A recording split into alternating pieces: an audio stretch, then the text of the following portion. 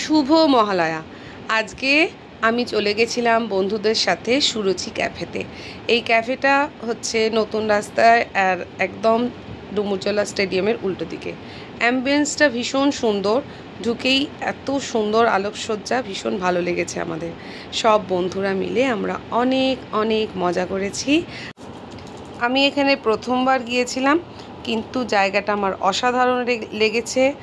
আমাদের একটা সেলিব্রেশন বাকি ছিল, আমরা চাকরি পাওয়ার 3 বছর কমপ্লিট করেছি, সেটা আজকের দিনে সেটা করতে পেরে খুব মজা হয়েছে আমাদের। সবাই যত মনের কথা ছিল সব একসঙ্গে বলে ফেলেছি। অর্ডার করেছিলাম ক্যাফেচিনো আর অনেকগুলো স্ন্যাক্স।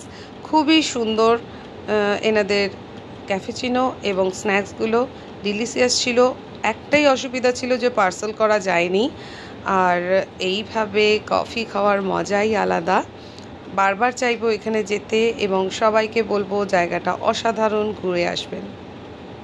হ্যাপি মহালয়া।